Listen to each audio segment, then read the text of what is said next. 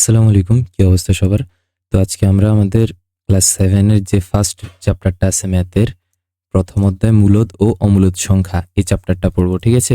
তো আজকে হচ্ছে যে আমাদের ক্লাস 1 এই কয়েকটা ক্লাস দিব আমি ট্রাই করব।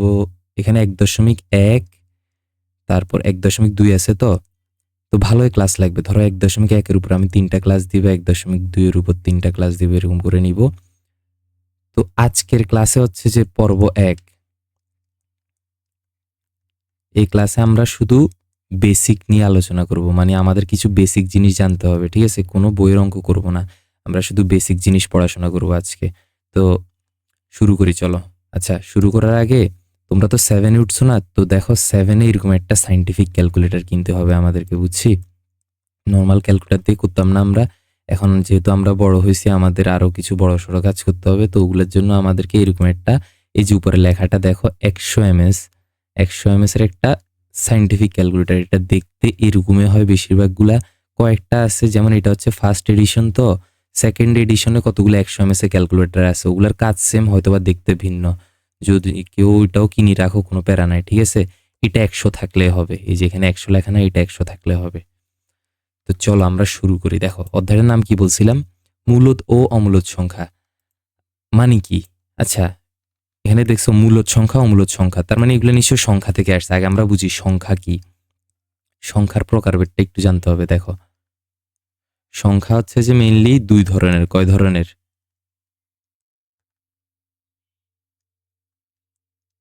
বাস্তব সংখ্যা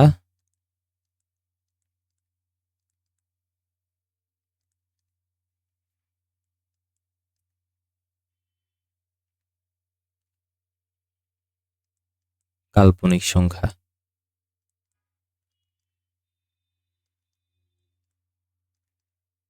ঠিক আছে? তো ধরো এই বাস্তব সংখ্যার দুইটা প্রকারভেদ। কি বলছি? আবার বাস্তব সংখ্যাটা হচ্ছে দুই ধরনের, মূলদ, অমূলদ। বুঝছি? তো আমরা এই যে মূলদ অমূলদ এগুলো নিয়ে পড়াশোনা করতেছি। আশা করি এতটুকু পর্যন্ত ক্লিয়ার, ঠিক না? আচ্ছা, এরপর আসি আমরা মূলদ সংখ্যা কি, অমূলদ সংখ্যা কি, এগুলা নিয়ে একটা বাস্তব কথা বলি। এগুলো এখন তোমাদেরকে আমি বুঝাইলেও তোমরা কিছু বুঝবা না, ঠিক আছে? এই জিনিসগুলো আমরা পরে বুঝবো আরো। আপাতত আমরা অন্যান্য বেসিক পড়াগুলা পড়ি, ঠিক আছে? মূলদ কি, অমূলদ কি, এগুলো এক সময় গিয়ে জেনে যাবা, ঠিক আছে? আমি জানাই দিব, টেনশন না, এতটুকু আমার উপর ট্রাস্ট রাখতে হবে তোমাকে, ঠিক আছে? এরপর আসো আমরা একটু ক্লাস 6 কিছু জিনিস পড়ছিলাম, ওগুলো আবার মনে করে দিচ্ছি। বর্গ। বর্গ কি তোমরা কি জানো?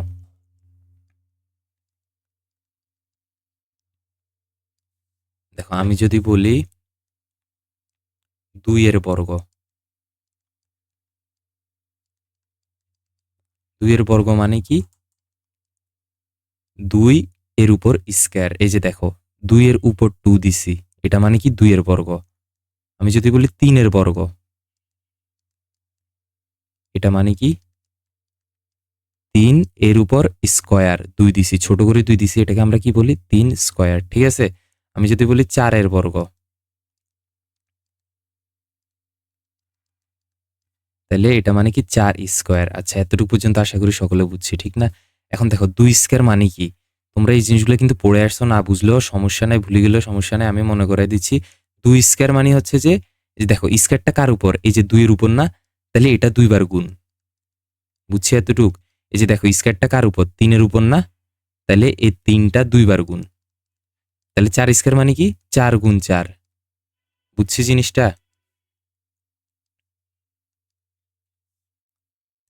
তাহলে বলো 2 স্কয়ার মানে কি? 2 গুণ 2 মানে 4। 3 স্কয়ার মানে কি? 3 গুণ 3 মানে 9। 4 স্কয়ার মানে কি? 4 গুণ 4 মানে 16। বুঝে ধরছে? তাহলে দেখি আমাকে একটু বলো 1 স্কয়ার মানে কি? 1 গুণ 1।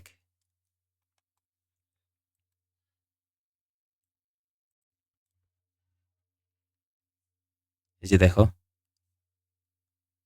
1 এর বর্গ, এটা মানে কি? 1 স্কয়ার মানে হচ্ছে যে 1 গুণ 1, মানে 1 গুণ 1 দিলে 1 এ আসবে, ঠিক আছে? আচ্ছা, এবার আমাদেরকে আমরা একটু যদি বাকিগুলা খেয়াল করি, দেখো 5 স্কয়ার মানে কি বলো তো? 5 গুণ 5 মানে কত? 25। 6 স্কয়ার মানে কি? 6 গুণ 6 36। তো এই জিনিসগুলো আমাদেরকে একটু জানতে হবে। 7 স্কয়ার মানে 7 গুণ 7 49। আমাদের 7 গুণ 7 আমরা লিখবো না। 7 স্কয়ার মানে যে 49, এই জিনিসটা বুঝতে হবে। 8 স্কয়ার মানে কি 64, 9 স্কয়ার মানে কি 81, 10 স্কয়ার মানে কি 100। এই জিনিসগুলো বুঝছি ভাই। আবার একটু রিভিশন দেওয়াচ্ছি। দেখো, কোনো কিছুর বর্গ, বর্গ মানে হচ্ছে উপরে 2 স্কয়ার, অথবা কোনো কিছুর বর্গ মানে হচ্ছে যে ওই সংখ্যাটাকে 2 বার গুণ করা। বুঝছি জিনিসটা? যেমন আমি যদি বলি 2 এর বর্গ মানে হচ্ছে যে 2 কে 2 বার গুণ করব, অথবা আমি যদি বলি 15 এর বর্গ, 15 এর বর্গ মানে হচ্ছে 15 কে আমি 2 বার গুণ করব, 15 গুণ 15।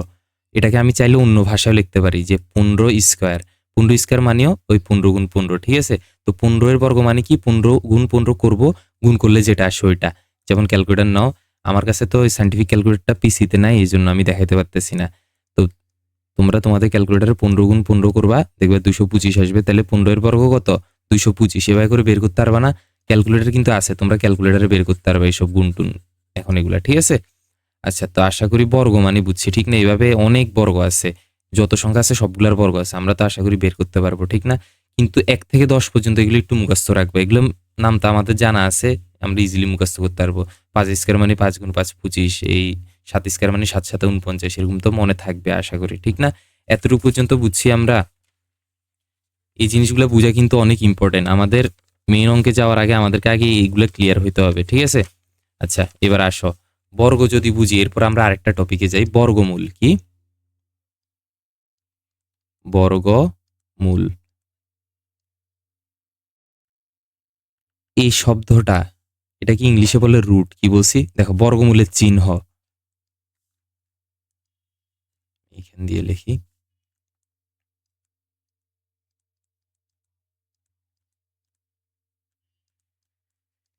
বর্গমূলের চিহ্ন কি জানো? এই যে এটা, এটা হচ্ছে বর্গমূলের চিহ্ন। এটাকে ইংলিশে রুট বলে। এটার নাম কি? রুট, ঠিক আছে? বর্গমূল এই জিনিসটাকে ইংলিশে কি বলে? রুট, ঠিক আছে? এই চিহ্নটার নাম কি? রুট। এরকম মাথায় থাকবে। কেমনে এটা কাজ করে, কিভাবে, ওই জিনিসটা এখন দেখাচ্ছি। দেখো, কথার কথা, তোমাকে যদি বলি যে 5 এর বর্গমূল, 5 না 25 এর বর্গমূল, এটার মানে কি জানো? তুমি ক্যালকুলেটরে যাবা, এই রুট দিবা, এরপর 25 দিবা। এই যে দেখো, তোমরা এই ক্যালকুলেটরে যাবা, ফার্স্টে এই চিহ্নটাতে ক্লিক করবা। আমি তো এখানে ক্লিক করে দেখাইতে পারতেছি না। ফার্স্টে এখানে ক্লিক করবা, এরপর এই 25 লিখবা, এরপর সমান চিহ্ন দিবা, দেখবা যে 5 আসবে। এই যে দেখো, আমি আমার ক্যালকুলেটরে করে দেখাই, এখানে সিস্টেমটা একটু অন্যরকম। এই যে দেখো, 25 এরপর রুট দিলাম, দেখছো কত আসছে? 5। তার মানে 25 এর বর্গমূল কত? 5। তারপর আসো আরেকটা দেখাই, 36 এর বর্গমূল মানে কি?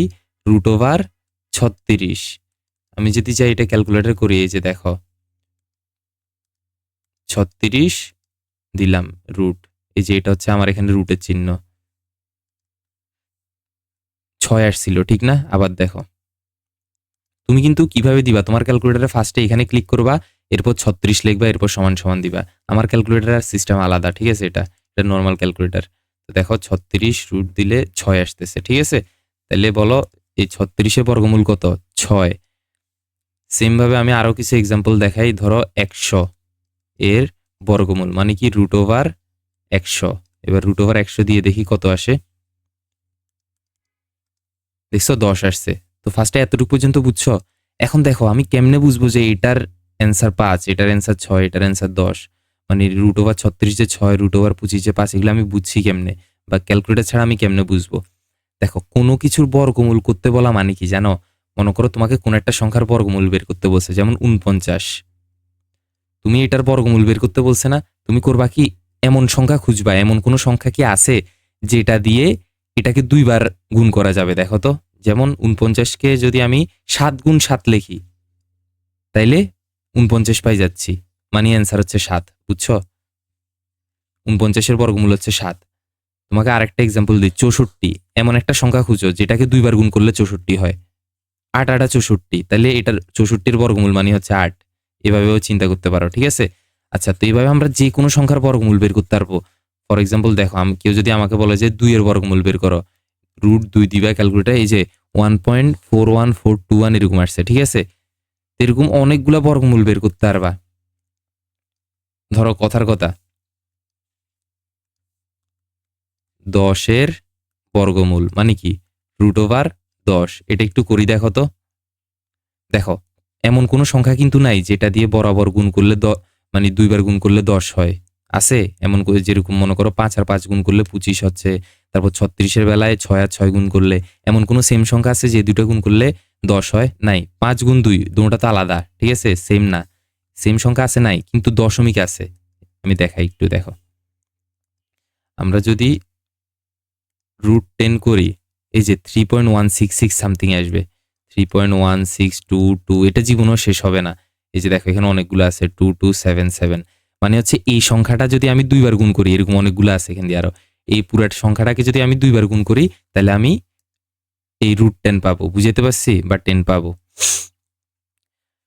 তো এটাই ছিল আর কি বর্গমূল নিয়ে ধারণা। এতটুকু বুঝছো? আমাকে একটু বলো, আশা করি ক্লিয়ার না? আচ্ছা দেখো এবার আমাদের একটা জিনিস তাহলে আমরা এখন বলতে পারি কি জানো, বর্গ কি আর বর্গমূল কি, এটা একটু লিখি। এটা তোমরা কিন্তু সবকিছু লিখবা আমি যা যা লিখতেছি। তাহলে দেখো আমি লিখতে পারি যে কি, কোনো সংখ্যাকে ওই সংখ্যা দ্বারা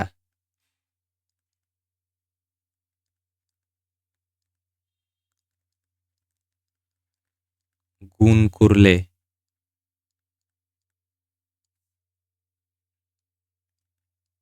যা পাওয়া যায়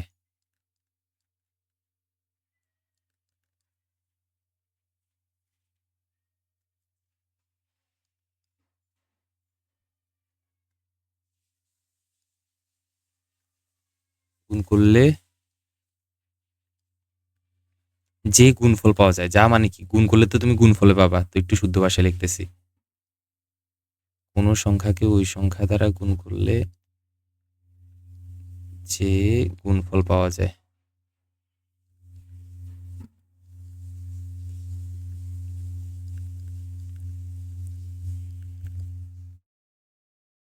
তাই হচ্ছে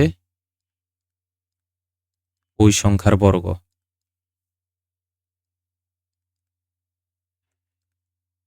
এই কথাটার মানে কি দেখো, কোনো একটা সংখ্যা, ধরো আমি কোনো একটা সংখ্যা নিলাম 2, এই যে কোনো একটা সংখ্যাকে আমি নিলাম 2, ওই সংখ্যা দ্বারাই গুণ করলে, 2কে যদি তুমি 2 দ্বারাই গুণ করো, যে গুণফল পাবা 4 পাবা। এই 4 ওই সংখ্যায় হচ্ছে যে, তাই হচ্ছে ওই সংখ্যার বর্গ, মানে 4ই হচ্ছে যে ফার্স্টে যে সংখ্যা নিছিল ওইটার বর্গ, 2 এর বর্গ। বুঝতে পারছি? আবার বুঝে দেখো, কোন একটা সংখ্যা ধরো নিলে 3, এই সংখ্যাকে ওই সংখ্যা দ্বারাই যদি গুণ করো, মানে আবার 3 দ্বারাই গুণ করো, গুণ করলে যে গুণফলটা পাবা 3 3 9, এই 9টা হচ্ছে যে ফার্স্টে যে সংখ্যা লিখছিলা ওইটার বর্গ। মানে বর্গ কাকে বলে, বর্গ মানে তো ফার্স্টে বুঝেছি না, তো কাকে বলে আসতে পারে, বর্গ কাকে বলে বুঝছো? আর বর্গমূল কাকে বলে। আর দেখো এটার পরে লিখতেছি, হ্যাঁ, ফার্স্টে এতটুকু লিখবা বর্গমূল কাকে বলে বললে, এবার লিখবে যে আর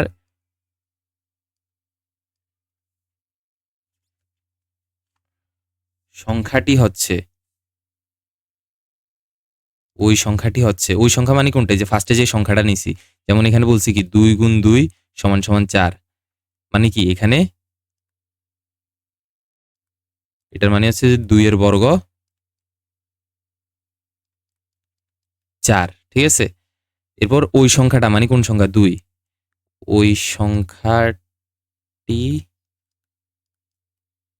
ওয়েট একটু দাঁড়াও, ওই সংখ্যাটি হচ্ছে গুণফলের বর্গমূল। হ্যাঁ ঠিক আছে।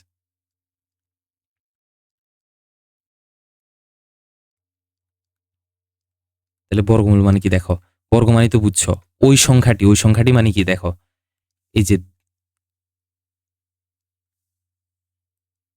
ওই সংখ্যাটি মানে হচ্ছে এটা হচ্ছে যে এই গুণফলের বর্গমূল। মানে আমরা যদি এখন গুণফলকে নিই 4কে নিয়ে যদি বর্গমূল করি তাহলে এই সংখ্যাটা পাবো 2। কেমনে বুঝছি না, ওই যে ক্যালকুলেটরে যাই করো, অথবা মানে 4কে কত গুণ কত লেখা যায়, সেম দুইটা সংখ্যা বলো, 2 গুণ 2 4 লেখা যায় না? হ্যাঁ যায়। তাহলে এইভাবে বুঝতে পারতেছি, ঠিক না? দেখো এটাকে চাইলে তুমি আরেকভাবে চিন্তা করতে পারো, আমি আগের পেজে যে বলি তোমাকে, দেখো √25 না, √25 মানে কি দেখো, তুমি চাইলে এটাকে এভাবে লিখতে পারো 5 গুণ 5, তাহলে আসে কি জিনিসটা, √5 গুণ √5। আরেকটা জিনিস মাথায় রাখো, এরকম এ গুণ এ মানে কি ভাই, এ স্কয়ার না, অথবা এ স্কয়ার মানে তুমি এই গুণ এ লিখতা, তাহলে এ গুণ এ মানে যদি এ স্কয়ার হয়, √5 গুণ √5 মানে কি হবে, √5 স্কয়ার, ঠিক আছে? এবার দেখো স্কয়ার আর রুটে কাটা, এটা নিয়ম, তাহলে স্কয়ার আর রুটে কাটা গেলে শুধু 5 থাকে। √25টা এভাবে 5 আসছে। কেউ যদি ভাঙ্গি জিজ্ঞেস করতে চাও আর কি যে কেমনে আসছে, আমি বিশ্বাস করতেছি না, আমাকে আরো ভাঙ্গি দেখান, এই যে ভাঙ্গি দেখাইলাম, ঠিক আছে? তো সেম ভাবে বাকিগুলো করা যায়। এখন এই যে 10 এর রুটটাই হয়তোবা তুমি এভাবে করতে পারবা না, ঠিক আছে? বুঝতে পারছি জিনিসটা? আচ্ছা দেখো, তাহলে এখান থেকে আমরা বুঝলাম কি, বর্গমূল করার সময় কিছু কিছু সংখ্যাকে সুন্দরভাবে করা যায় আর কিছুগুলোকে করা যায় না, করলে দশমিক আসে, ঠিক না? তাহলে এখান থেকে আমরা আরেকটা পড়া পড়বো এখন। দেখো এই পার্টটা তো ক্লিয়ার না, বর্গ কি বর্গমূল কি এখান থেকে বুঝাইলাম না। দেখো এটার মানে কি ছিল, দেখো কোনো সংখ্যাকে ওই সংখ্যা দ্বারা গুণ করলে, কোনো একটা সংখ্যা নিলাম 2, 2কে ওই সংখ্যা দ্বারা গুণ করলে যা পাবো ওই গুণফলটা হচ্ছে যে কি, এই ওই সংখ্যাটার বর্গ, মানে 2 এর বর্গ 4। আর এখানে কি বলছে, ওই সংখ্যাটি হচ্ছে মানে এই 2 হচ্ছে যে গুণফলের বর্গমূল, মানে গুণফল 4 পাইছিলাম, এই 4-এর বর্গমূল মানে হচ্ছে যে 2, এই কথাটা বলছে, বুঝতে পারছি? মানে 2 হচ্ছে 4-এর বর্গমূল, অথবা 4-এর বর্গমূল 2, একই কথা, ঠিক আছে? আচ্ছা আসো, তো আমরা কিছুক্ষণ আগে বলতেছিলাম যে আমরা দেখলাম কি কিছু সংখ্যাকে সুন্দরভাবে বর্গমূল করলে সুন্দর সংখ্যা পাওয়া যায়, দশমিক ছাড়া কয়েকটা দশমিক আসে। তো এখান থেকে আমাদের নতুন আরেকটা পড়া আসতেছে, কি জানো, পূর্ণবর্গ। কি বলছি? পূর্ণবর্গ সংখ্যা, এটা একটু মাথায় রাখতে হবে। কি জানো, যে সংখ্যাগুলাকে রুট করলে, দাঁড়াও আমি একটু লিখি, দেখো পূর্ণবর্গ, আমি সহজ ভাষায় বলি, পূর্ণবর্গ মানে হচ্ছে কি জানো, যেগুলাকে রুট করলে তুমি বরাবর সলিড সংখ্যা পাবা, 2 3 4 5 6, ঠিক আছে? এটা হচ্ছে যে পূর্ণ সংখ্যা। আচ্ছা দেখো, মানে পূর্ণবর্গ সংখ্যা, পূর্ণবর্গ সংখ্যাটা আসছে কোথা থেকে জানো, পূর্ণ সংখ্যা থেকে। পূর্ণ সংখ্যা একটা ওয়ার্ড আছে, পূর্ণ সংখ্যা মানে কি জানো, এই যে বরাবর যে সংখ্যাগুলো আছে 1 2 3 এরকম করেই যে সংখ্যাগুলো আছে, যেমন মনে করো 1.5, এটা কি পূর্ণ সংখ্যা না, ঠিক আছে? যেমন 13.5, এটা পূর্ণ সংখ্যা না। পূর্ণ সংখ্যা মানে দশমিক ছাড়াগুলা, যেগুলো সলিড একদম, যেমন মনে করো শুধু 15, ওইখান থেকে পূর্ণবর্গ সংখ্যাটা আসছে, বুঝতে পারছি? তাহলে পূর্ণবর্গ সংখ্যা মানে কি, যে সংখ্যাগুলাকে রুট করলে একদম বরাবর পাওয়া যায়, ওইটাই।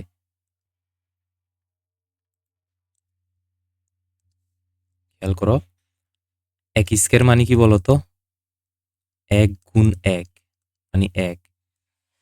2 স্কয়ার মানে কি বলতো, 2 গুণ 2 মানে 4। 3 স্কয়ার মানে কি বলতো, 3 গুণ 3 মানে 9। 4 স্কয়ার মানে কি বলতো, 4 গুণ 4 মানে 16। 5 স্কয়ার মানে কি, 5 গুণ 5 সমান সমান 25। তাহলে দেখো, এখন যদি আমি এই যে 25 সংখ্যাটাকে নিয়ে যদি আমি রুট করি, বলো এটাকে কেমনে লিখতে পারবো? 5 গুণ 5 আকারে লেখা যায় না 25কে? তাহলে 25 বর্গমূল হচ্ছে 5, এই যে বরাবর সংখ্যা আসছে না, বর্গমূল করছি, আর তাহলে এটা হচ্ছে কি একটা পূর্ণবর্গ সংখ্যা, বুঝতে পারছি? এই যে দেখো এখানে পূর্ণবর্গ সংখ্যা কোনগুলা, এই যে এগুলাই কি পূর্ণবর্গ সংখ্যা, ঠিক আছে? এরকম অনেকগুলা আছে।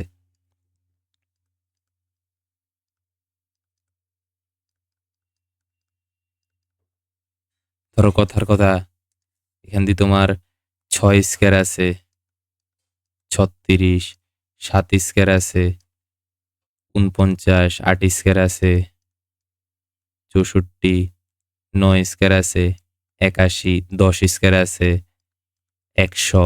এই সবগুলা কি পূর্ণবর্গ সংখ্যা, ঠিক আছে? কেন? কারণ এইগুলাকে আমি রুট করলে বরাবর একটা সংখ্যা আসবে। বা মনে করো এই সংখ্যাগুলাকে আমি এরকম ভাঙ্গি লিখতে পারি বরাবর, যেমন 36কে আমি 6 গুণ 6 লিখতে পারি, 49কে আমি 7 গুণ 7 লিখতে পারি। এখন চিন্তা করো, 10কে আমি কিন্তু এরকম কোনো সংখ্যা দিয়ে এরকম সেম গুণ করে লিখতে পারি না। এরকম কোনো সংখ্যা আছে যেটা 2 বার গুণ করলে 10 আসবে? নাই। 15 আছে নাই, এরকম কয়েকটা সংখ্যা আছে, যেগুলো আছে ওগুলাকে আমরা পূর্ণবর্গ সংখ্যা বলতেছি। এতটুকু পর্যন্ত বুঝছো ভাই?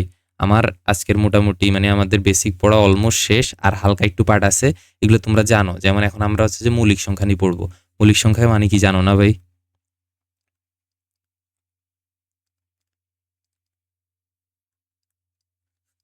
মৌলিক সংখ্যা মানে হচ্ছে যে লেখো যে সংখ্যাকে এক এবং ওই সংখ্যা ছাড়া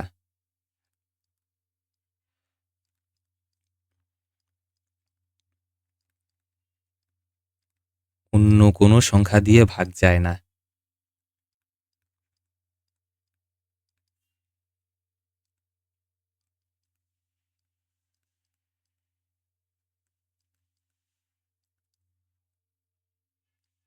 তাকে মৌলিক সংখ্যা বলে।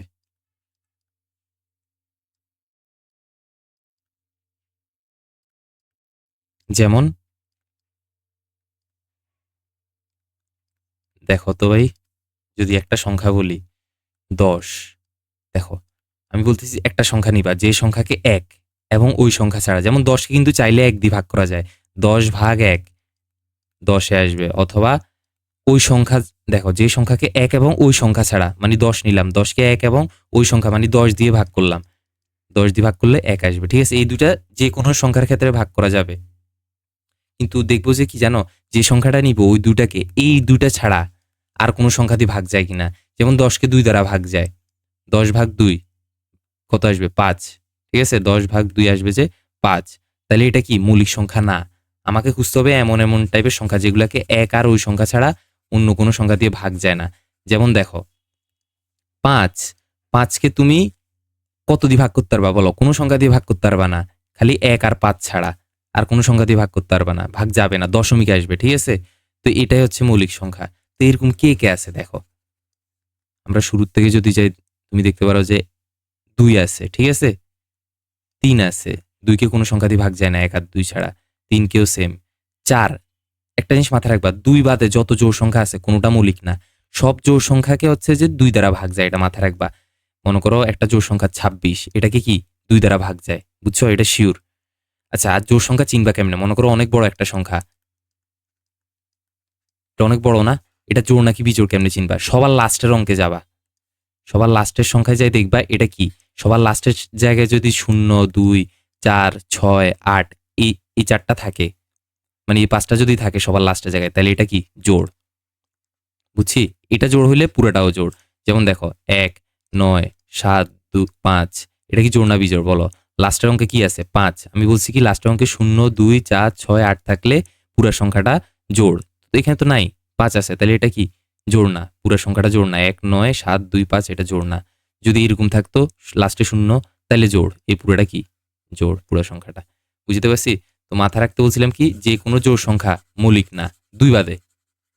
আরেকটা কোশ্চেন আসে যে এক কি মৌলিক নাকি যৌগিক? এক হচ্ছে নিরপেক্ষ, এক মৌলিকও না যৌগিকও না, এটা মাথায় রাখবা।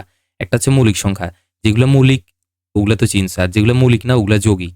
কিন্তু এক মৌলিকও না যৌগিকও না।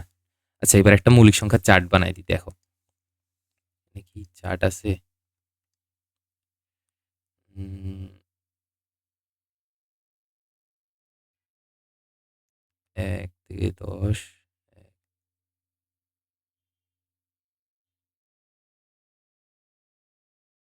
ওয়েট, খেয়াল করো, এখানে একটা চার্ট বানাইতে হবে এরকম। এখানে লিখবা কি সংখ্যা, এগুলো হচ্ছে নর্মাল সংখ্যার রেঞ্জ, সংখ্যার রেঞ্জ। আচ্ছা তোমরা আগে লেখো, লিখলে বুঝবা। মৌলিক সংখ্যা,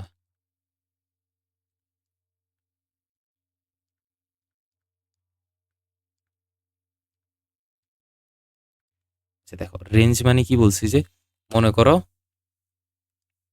1 থেকে 10, এটা একটা রেঞ্জ না?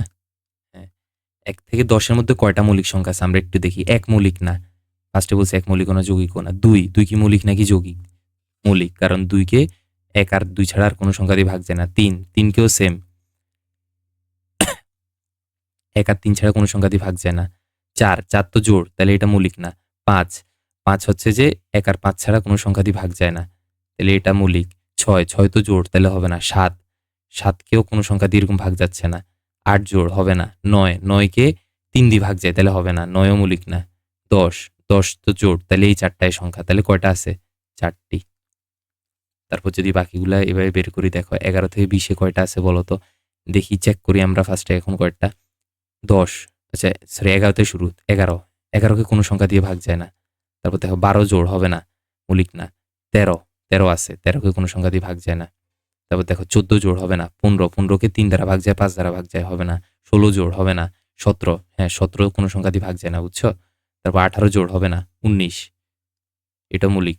তারপর 20 জোড়, 19 17 এগুলাকে কোনো সংখ্যা দ্বারা ভাগ যায় না, তাহলে কয়টা পাইলাম? 4টা। এরপর আসো 21 থেকে 30 দেখি। 21 থেকে 30-এর মধ্যে কে কে আছে? দেখো 21কে 3 দ্বারা ভাগ যায়, 7 দ্বারা ভাগ যায়, 3 7 21, হবে না। 22 জোড়, 22 হবে না। 23, দেখো 23 কোনো সংখ্যা দ্বারা ভাগ যায় না, মানে কোনো কিছুর নাম তাতে 23 আছে নাই, তাহলে 23 মৌলিক। তারপর দেখো 24 জোড়, হবে না। 25 5 5 25, তাও হবে না। 26 জোড় হইলে 2 দিয়ে ভাগ যাবে, তাও হবে না। তারপর 27 3 নং 27, দেখছো, হবে না। 28 জোড়, এটাও হবে না। 29 দেখো 29কে এরকম কোনো কিছু দ্বারা ভাগ করলে মানে ভাগ যায় না, তাহলে 29 কি? মৌলিক। কয়টা পাইলাম?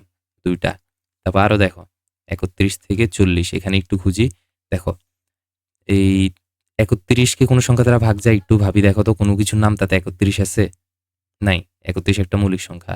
তারপর কি আছে? 32 জোড়, হবে না। 33কে দেখবে যে 3 দিয়ে ভাগ যায়, 3 11 33, হবে না তাইলে। 34 জোড়, হবে না। 35 হবে না, 35কে 5 দিয়ে ভাগ যায়, 5 7 35। 36 জোড়, 36 হবে না। 37, হ্যাঁ 37-এ কোনো সংখ্যা দ্বারা ভাগ যায় না, মানে কোনো কিছুর নাম তাই 37 আসে না। তুমি চাইলে ক্যালকুলেটারে 2 দিয়ে 3 দিয়ে 4 দিয়ে 5 দিয়ে ভাগ করে দেখতে পারবো, এরকম মানে কোনো সংখ্যা দিয়ে ভাগ যাবে না। এবার 10 পর্যন্ত 20 পর্যন্ত দেখবা কোনো সংখ্যা দিয়ে ভাগ যাবে না, ঠিক আছে। তারপর 38 তো জোড়, তাহলে এটা কি? হবে না, মৌলিক না। 39 3 13 39, 3 দিয়ে ভাগ যায় 39কে, আবার 13 দিয়েও ভাগ যায় 39কে, তাহলে এটা হবে না। 40 তো জোড় ভাই, তাহলে এখানে কয়টা পাইলাম? 2টা।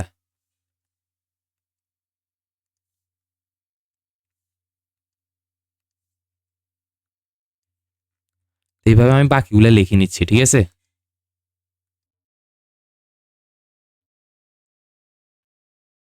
খেয়াল করো,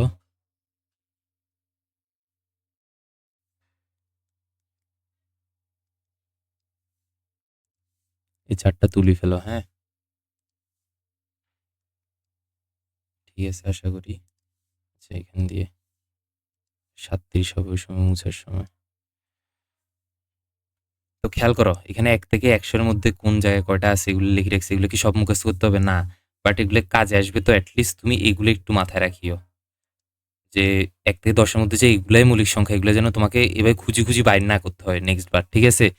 তুমি প্রথমবার এগুলো যখন বের করছি না আমরা, যে কোনটা মৌলিক না চেক করছি, এগুলো যেন সেকেন্ড বার চেক করা না লাগে, এমন ভাবে একটু শিখিয়ে রাখো, ঠিক আছে। সহজে যেন বলতে পারো যে স্পিডে, যে 1 থেকে 10-এর মধ্যে এটা মৌলিক সংখ্যা। আস্তে আস্তে প্র্যাকটিস করিও, জিনিসটা হয়ে যাবে, টেনশন নিও না, ঠিক আছে। তো দেখো 1 থেকে 100-এর মধ্যে টোটাল কয়টা মৌলিক সংখ্যা মাঝে মধ্যে এমসিকিউতে আসে? মোট হচ্ছে যে 25টা। মোট 1 থেকে 100-এর মধ্যে কয়টা? 1 থেকে 100-এর মধ্যে মৌলিক সংখ্যা মোট 25টা, এটা একটু মাথায় রাখিও, মাঝে মধ্যে আসে, অথবা এমনি জেনারেল নলেজ হিসেবে মাথায় রাখো।